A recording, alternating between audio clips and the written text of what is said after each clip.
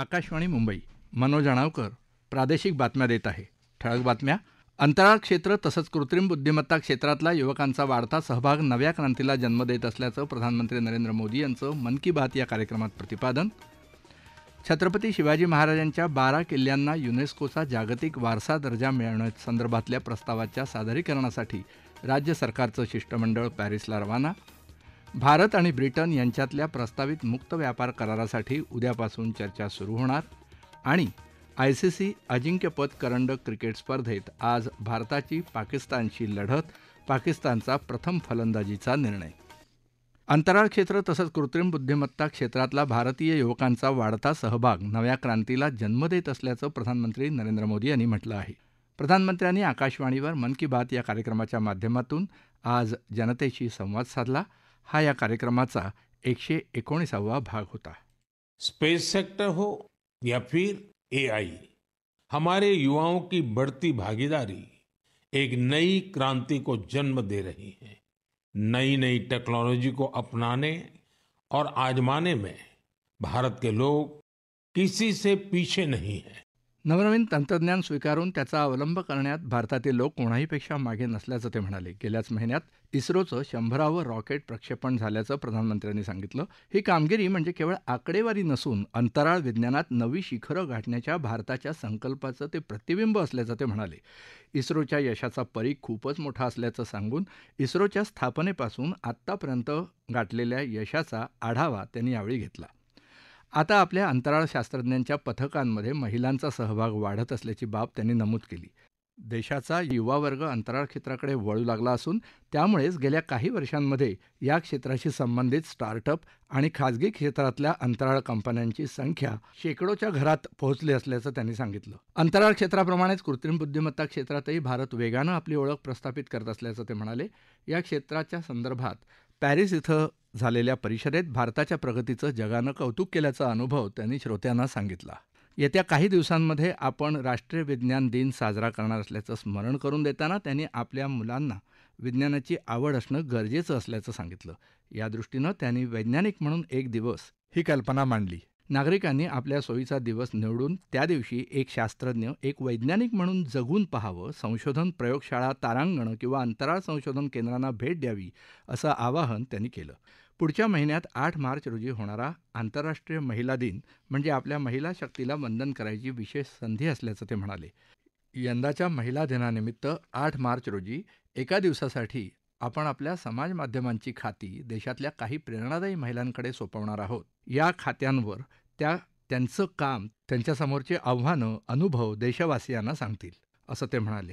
या उपक्रमात सहभागी होण्यासाठी महिलांनी नमो ॲपवर तयार केलेल्या मंचाच्या माध्यमातून सहभागी होण्याचं आवाहन त्यांनी केलं.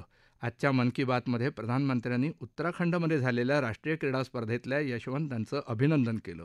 यावेळी त्यांनी इतर पदक विजेत्यांसह महाराष्ट्रातल्या किरण म्हात्रे, तेजस शिरसे या खेळाडूंचा उल्लेख केला.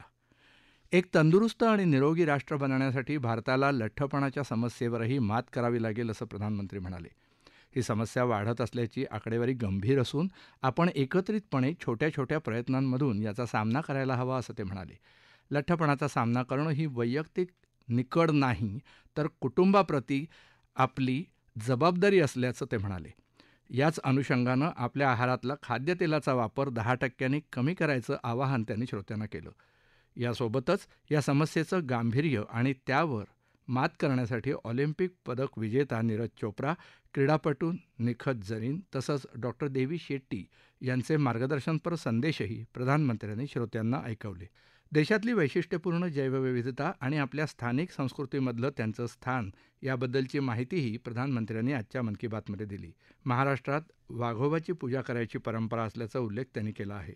या जैवविविधतेच्या जतन, संवर्धन आणि संरक्षणासाठी देशभरातला आदिवासी समाज करत असलेल्या प्रयत्नांचंही त्यांनी कौतुक केलं. यामुळेच देशात वाघ, बिबटे, आशियाई सिंह, गेंडे आणि बारसिंगा अशा प्राण्यांची संख्या झपाट्यानं वाढू लागल्याचं ते म्हणाले. देशात इयत्ता 10वी आणि 12वीच्या परीक्षा सुरू असल्याचा उल्लेखही प्रधानमंत्र्यांनी केला. याच पार्श्वभूमीवर दरवर्षी होणाऱ्या परीक्षा पे चर्चा हा उपक्रम यंदा वेगळेपणानं आयोजित केला गेला आणि त्याबद्दल सकारात्मक अभिप्राय मिळत आहे असं प्रधानमंत्री म्हणाले. प्रधानमंत्री नरेंद्र मोदी आपल्या 3 दिवसांच्या दौऱ्यांसाठी मध्य प्रदेशातल्या छत्रपूर इथं पोहोचले. या दौऱ्यात त्यांच्या हस्ते छत्रपूर जिल्ह्यात बागेश्वर धाम वैद्यकीय आणि विज्ञान संशोधन संस्थेची पायाभरणी केली जाणार आहे. प्रधानमंत्री भोपाळ इथं 2 दिवसीय जागतिक गुंतवणूकदार परिषदेचंही उद्घाटन करणार आहेत. पुढचे 3 दिवस ते मध्य प्रदेश, बिहार आणि आसाम या राज्यांचा दौरा करणार आहेत. या प्रादेशिक बातम्या आकाशवाणीच्या मुंबई केंद्रावरून देत आहोत. आकाशवाणी मुंबईची सर्व बातमीपत्र newsonair.gov.in या आमच्या संकेतस्थळावर ऐकू शकता. माहिती आणि प्रसारण मंत्रालय भारत सरकारद्वारा मुंबईत आयोजित waves 2025 animation, gaming, E sport, comics, चित्रपट यांसह अनेक क्षेत्रांमधील तुमच्या प्रतिभेचं जगाला दर्शन घडवण्याची संधी. विशेष उपक्रमात सहभागी व्हा. Create in India challenge. अधिक माहिती आणि नोंदणीसाठी संकेतस्थळ waves.org. प्रादेशिक बातमीपत्रात आपलं पुन्हा एकदा स्वागत. छत्रपती शिवाजी महाराजांच्या 12 किल्ल्यांना युनेस्कोचा जागतिक वारसा दर्जा मिळण्यासाठीच्या प्रस्तावाच्या सादरीकरणासाठी राज्य सरकारचं 4 सदस्यीय शिष्टमंडळ आज पॅरिसला रवाना झालं.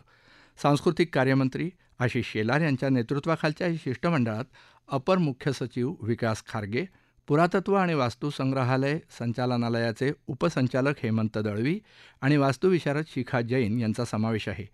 राज्य शासनानं मराठा लष्करी भूप्रदेश या संकल्पनेअंतर्गत हा प्रस्ताव सादर केला आहे. या किल्ल्यांमध्ये रायगड, राजगड, प्रतापगड, पन्हाळा, शिवनेरी, लोहगड, साल्हेर, सिंधुदुर्ग, सुवर्णदुर्ग, विजयदुर्ग, खांदेरी किल्ला आणि तामिळनाडूतल्या जिंजी या किल्ल्यांचा समावेश आहे. विधानसभा आणि विधान परिषद कामकाज सल्लागार समितीची बैठक आज मुंबईत विधानभवनात झाली. यावेळी अधिवेशनाच्या कामकाजाबाबत चर्चा करण्यात आली. या बैठकीला विधान परिषदेचे सभापती राम शिंदे, विधानसभा अध्यक्ष राहुल नार्वेकर, मुख्यमंत्री देवेंद्र फडणवीस, उपमुख्यमंत्री एकनाथ शिंदे आणि अजित पवार, संसदीय कार्यमंत्री चंद्रकांत पाटील, जितेंद्र आव्हाड, डॉ. नितीन राऊत, अमीन पटेल हे उपस्थित होते. विधान परिषदेच्या उपसभापती डॉ. नीलम गोऱ्हे या दूरदृश्य प्रणालीद्वारे सहभागी झाल्या होत्या. भारत आणि ब्रिटन यांच्यात प्रस्तावित असलेल्या मुक्त व्यापार करारासाठी उद्यापासून चर्चा सुरू होणार आहे.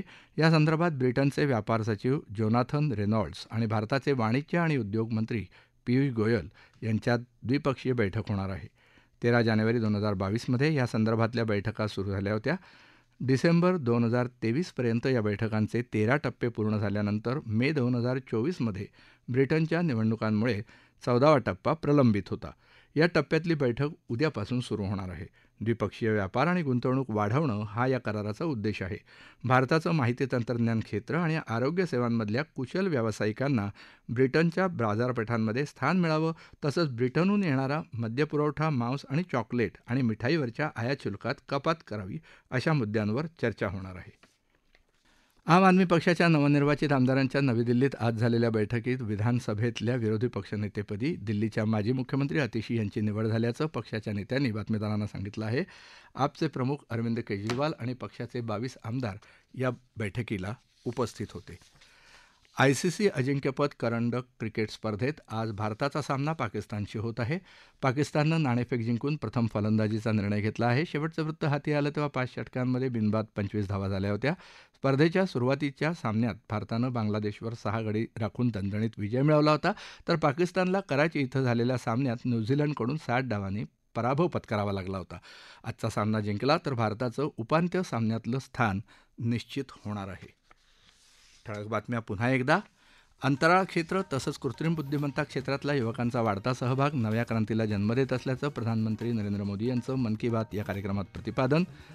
छत्रपती शिवाजी महाराजांच्या 12 किल्ल्यांना युनेस्कोचा जागतिक वारसा दर्जा मिळण्यासंदर्भातल्या प्रस्तावाच्या सादरीकरणासाठी राज्य सरकारचं शिष्टमंडळ पॅरिसला रवाना. भारत आणि ब्रिटन यांच्यातल्या प्रस्तावित मुक्त व्यापार करारासाठी उद्यापासून चर्चा सुरू होणार. आणि आयसीसी अजिंक्यपद करंडक क्रिकेट स्पर्धेत आज भारताची पाकिस्तानशी लढत, पाकिस्तानचा प्रथम फलंदाजीचा निर्णय. याबरोबरच आकाशवाणी मुंबई केंद्रावरचं हे प्रादेशिक बातमीपत्र संपलं. संध्याकाळी 5 वाजता ऐकूया आकाशवाणी मुंबईचं पुढचं बातमीपत्र. नमस्कार.